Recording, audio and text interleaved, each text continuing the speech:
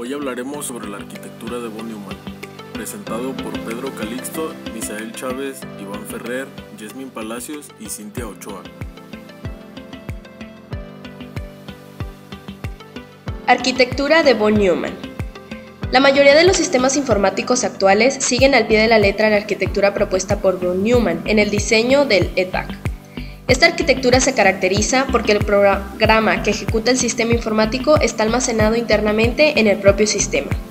Von Neumann describió el fundamento de todo ordenador electrónico con programas almacenados. Describía cómo podía funcionar un ordenador con sus propias unidades conectadas permanentemente y su funcionamiento estuviese coordinado desde la unidad de control, el CPU.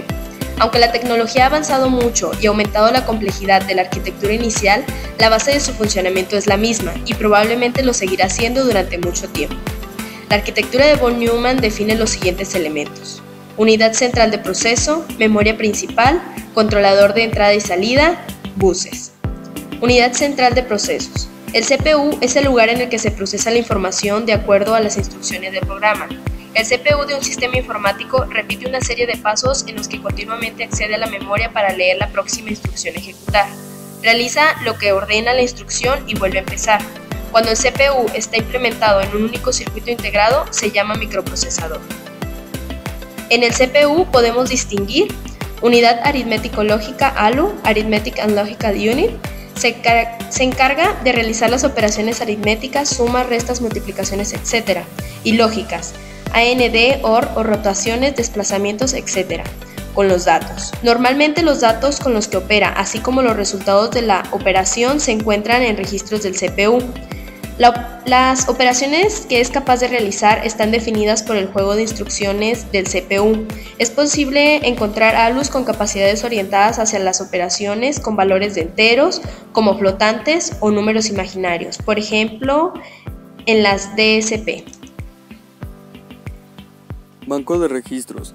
Proporciona un espacio de almacenamiento para los datos con los que trabaja la CPU. Los registros se deben cargar con información que proviene de la memoria principal antes de comenzar a operar. Cuando se necesita dejar espacio libre en el banco de registros para operar con nuevos datos, su valor debe escribirse en la memoria principal. Operar con datos en el banco de registros es mucho más rápido que operar datos que se encuentran en la memoria principal. Por eso, cuanto mayor sea el banco de registros, se requerirán menos trasvases con la memoria principal y la tarea se realizará antes. Es posible que no todos los registros tengan las mismas características.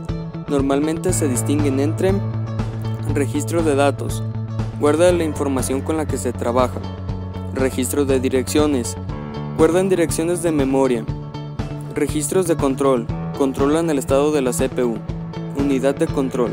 La unidad de control se encarga de leer instrucciones máquina almacenadas en la memoria principal y de generar señales de control necesarias para controlar, coordinar el resto de unidades funcionales de un ordenador con el fin de ejecutar instrucciones leídas. Partes fundamentales. Contador de programa.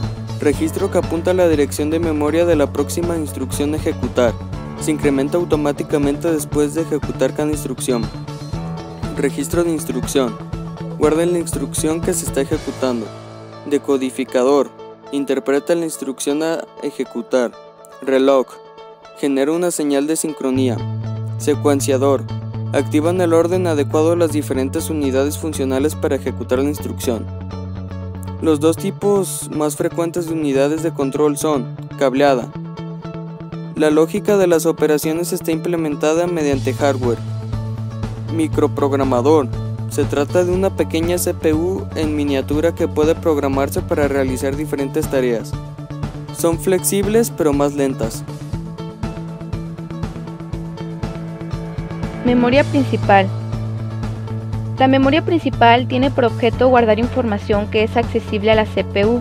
La CPU puede leer o escribir datos en las diferentes posiciones de memoria que componen la memoria principal. La memoria principal tiene menor capacidad que la memoria secundaria, que virtualmente es ilimitada, pero es mucho más rápida.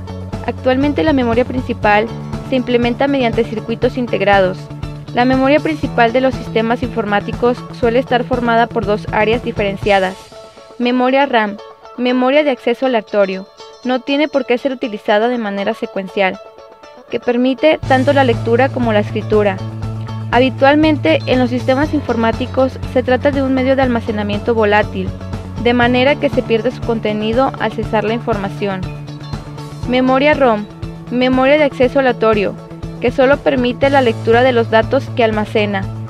Se trata de un medio de almacenamiento persistente, pues no pierde su contenido cuando cesa la alimentación. Controlador de entrada-salida. En la medida en la que el sistema informático precisa comunicarse con el mundo exterior utilizando diferentes periféricos, es decir, un elemento que controle el flujo de información que entra o sale del sistema informático. Los periféricos del sistema informático se pueden clasificar en periféricos de entrada. Sirven para introducir información en el sistema informático. Ejemplo, teclado o ratón. Periféricos de salida. Si representan información que sale del sistema informático. Ejemplo, monitor, impresora. Las técnicas más extendidas de gestión de entrada-salida son: espera activa. La CPU se encarga de la transferencia de información consultando continuamente el estado del dispositivo periférico. Simple e ineficiente.